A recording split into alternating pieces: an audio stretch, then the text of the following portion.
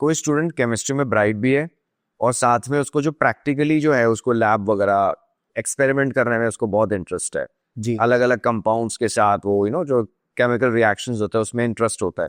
तो अगर कोई किसी को इसमें इंटरेस्ट है, जेन्युइनली इंटरेस्ट है, तो बात के कौन से करियर प्रोस्पेक्ट्स है? Specifically the person is good in chemistry, मैं सिर्फ एक ही सब्जेक्ट को मान के चलता हूँ, सिंपल है, क्या क्या करियर प्रोस्पेक्ट्स है?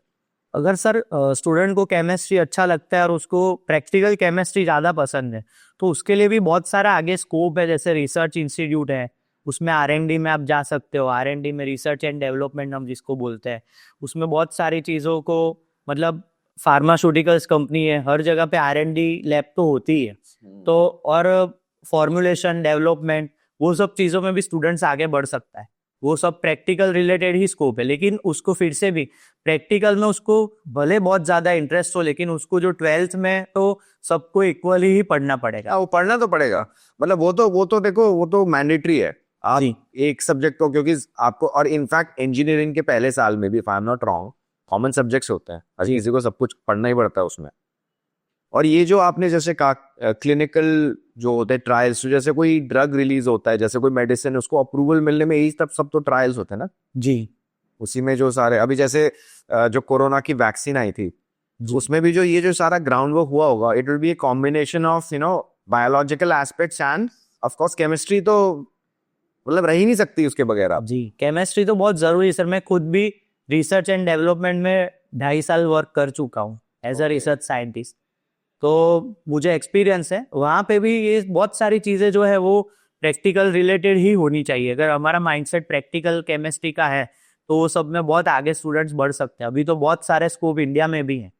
ओके और एक चीज है, जो बायोलॉजी वाले हैं वो तो केमिस्ट्री को इग्नोर कर ही नहीं सकते, जो कि सब इंटर रिलेटेड है। इसमें क्या कहना आपका? जी नहीं, बायोलॉजी स्टूडेंट्स के लिए केमिस्ट्री तो बहुत इंपॉर्टेंट है, बहुत इम्पोर्टेंट है। मेन है। अगर केमिस्ट्री वीक है तो आगे जाके उनको बायोकेमिस्ट्री में कहीं ना कहीं जाके प्रॉब्लम्स होनी। क्योंकि जिनका जैसे एम है, अब उन्होंने फिजिक्स वगैरह सब क्रैक कर लिया, मैथ्स वगैरह, अब उनका कुछ लोग का एम है कि उनको कोडिंग की तरफ जाना है, आईटी की तरफ जाना है, तो वहां पे तो उनकी केमिस्ट्री का कुछ यूज रहा नहीं, वो तो अलग स्ट्रीम में जा रहे हैं। लेकिन जो लोग मेडिकल फील्ड में जा रहे हैं उनको तो वो तो they can not ignore chemistry of course. नहीं, केमिस्ट्री उनकी अच्छी होनी चाहिए। इसलिए नीट में जो है वो बायोलॉजी और केमिस्ट्री को मिला के बहुत सारे अच्छे मार्क्स आ जाए तो फिजिक्स का फिर सिर्फ टच ही हो तो भी काम बन सकता है। मतलब वहाँ पे बेस लाइन में हो सर, वो भी जी सकता है। उस थोड़ा आप और एलैबोरेट करिए, कंसिडरिंग बायो केमिस्ट्री, और क्या क्या ऐसे नए करियर प्रोस्पेक्ट्स आ रहे हैं? मतलब ये हम चलो 12वीं के बाद की बात करते हैं, 12वीं तक तो ठीक है, हमने काफी कुछ डिस्कस किया। और ऐसे कौन से क्या इनोवेशंस हो रही है, अगर I specifically talk about our country, और ऐसे कौन से करियर प्रोस्पेक्ट्स आ रहे हैं? बायोलॉजी में तो सर बी ग्रुप में मेडिकल तो है ही।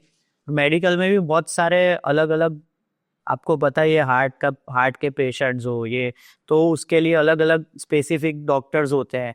तो बायोलॉजी तो बहुत बड़ा स्ट्रीम है और उसके अंदर अभी अभी बहुत सारी चीजें नई भी आ रही। हाँ, नई नई चीजें, यस यस, जो भी अलग अलग इंस्ट्रूमेंट्स वगैरह वो लोग यूज कर रहे हैं तो उनको भी सीखना होता है। और बहुत सारे वो रिलेटेड भी बायोलॉजी में सारी चीजें होती है। जेई की बात करें तो एआई वगैरह जो है वो आजकल नया है, आर्टिफिशियल इंटेलिजेंस। ओके ओके, और अगेन टॉकिंग अबाउट केमिस्ट्री, सबसे बड़ी गलती क्या करते हैं इन जनरल स्टूडेंट्स केमिस्ट्री को पढ़ने में, अप्लाई करने में? Specifically talking about the entrance and NCERT combined. Sir NCERT को फॉलो ना करना और एनसीईआरटी को इग्नोर करके कॉम्पिटिटिव की सिर्फ प्रिपरेशन करना, वो भी एक गलती है।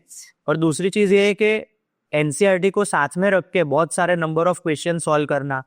पहले तो ये समझना जरूरी है कि कौन सा टॉपिक रटने का है और कौन सा टॉपिक समझने का है। स्टूडेंट्स ये मान लेते हैं कि पूरा केमिस्ट्री रटना है तो पूरा रटते हैं, और पूरा समझने की कोशिश करते हैं तो रटने वाली चीजें वो याद नहीं रख पाते।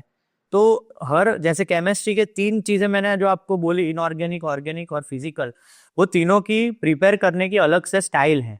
वो स्टाइल अगर आपने प्रॉपर से, मतलब अच्छी तरह से आपने किया और उस पर प्रैक्टिस भी आपने बहुत अच्छी तरह से की, तो स्टूडेंट्स कर पाएंगे। केमिस्ट्री उनके लिए बहुत इजी है।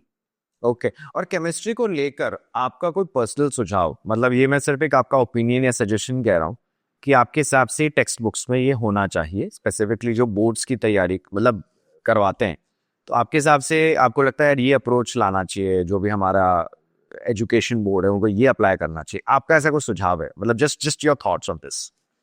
सर एजुकेशन अभी क्या है कि बहुत सारे कोचिंग इंस्टीट्यूट्स जो है वो सिर्फ कॉम्पिटिटिव एग्जाम पे ही फोकस कर रहे हैं।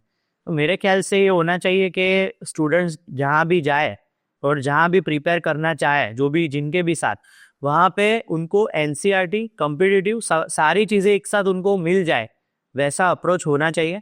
और स्टूडेंट्स के ऊपर काम भी लेना चाहिए, जैसे आज स्टूडेंट्स ने क्या किया, हमने वो होमवर्क दिया था तो वो कैसे करके आए, जो जो उसकी अपडेट्स हैं वो भी उनकी लेनी चाहिए। और स्टूडेंट को भी ये चीज़ें अपडेट करनी चाहिए कि सर मैंने इतना कर लिया, अब मैं क्या करूँ, तो मेरा मेरा फोकस ये है, मेरा गोल ये है, तो उसके लिए मुझे क्या क्या करना होगा।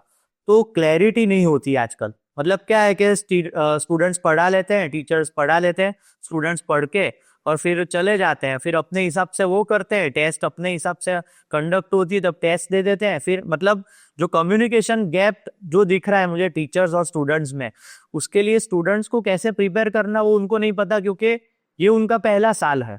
और टीचर को सब पता है कि उसको कैसे करना चाहिए। तो टीचर और स्टूडेंट के बीच में जो कम्युनिकेशन गैप है वो थोड़ा सा कम हो जाए तो अच्छी तरह से ट्यूनिंग हो जाए। क्योंकि सिर्फ पढ़ाना ही नहीं है, उसको ट्रीट भी करना है, कैसे उसका गोल अचीव हो, वो भी एक टीचर की ड्यूटी होनी चाहिए कि स्टूडेंट का जो गोल है वो कैसे अचीव हो। सिर्फ पढ़ाना काम नहीं है। तो स्टूडेंट को भी ये चीज़ें टीचर्स के कनेक्शन में ही रहना है पर जो भी सब्जेक्ट्स हैं, कि सर मैंने इसमें इतना कर लिया, अब मैं क्या करूं, ये चीज़ पर्टिकुलर मुझे समझ में नहीं आ रही, या मैं रट लूं या फिर क्या करूं। तो ये सब चीज़ें अच्छा सुझाव टीचर स्टूडेंट को दे पाएंगे। स्कूल का अपना नजरिया है, वो कहते हैं आप अपने बोर्ड्स पे फोकस करो, प्रैक्टिकल में तो आपको ज्यादातर वो तो इन्विजिलेटर या जो भी आते हैं बाहर से आते हैं, एक्सटर्नली आते हैं। तो प्रैक्टिकल अप्रोच, क्योंकि अल्टीमेटली आपको लाइफ में जो काम आने वाला है वो प्रैक्टिकल आने वाला है जी। प्रैक्टिकल अप्रोच में हमारी कहाँ कमी है? मैं स्पेसिफिकली, आप पहले केमिस्ट्री की बात करो, बायोलॉजी केमिस्ट्री जो आपकी एक्सपर्टीज है, क्या अप्रोच में आपको कमी लगती है अभी जो स्कूल्स को प्रैक्टिकल में अप्लाई करनी चाहिए? प्रैक्टिकल्स में हम थोड़ा लाइटली लेते हैं सर, क्योंकि प्रैक्टिकल्स के मार्क्स और कहीं कॉम्पिटिटिव एग्जाम में कहीं भी काउंट इतना नहीं होते। ओवरऑल मार्कशीट में उसकी इफेक्ट दिखती है, लेकिन कहीं भी वो ज़्यादा काउंट नहीं हो रहा है मार्क्स। तो बच्चे क्या है वो चीज़ों को लाइटली लेते हैं। और कॉम्पिटिटिव एग्जाम में प्रिपेयर करने के लिए प्रैक्टिकल्स जो होते हैं, जो जब प्रैक्टिकल होंगे तो ही स्कूल जाते हैं, थोड़ा इस टाइप का कल्चर अभी क्रिएट हो चुका है। तो प्रैक्टिकल्स को इम्पोर्टेंस देना बहुत कम कर लिया है स्टूडेंट्स ने और टीचर ने भी। क्योंकि जो बाहर की, जो जैसे कहते हैं ना एडवांस कंट्रीज, वहाँ का पैटर्न देखोगे तो कई जगह पे देखोगे कि वहाँ पे थ्योरी किताबें तो पतली पतली होती है, ज्यादातर वो प्रैक्टिकल होता है। जी। तो क्या आपको लगता है हमें यहाँ इंडिया में ये चीजें थोड़ी और, इसको और सीरियसली लेना चाहिए?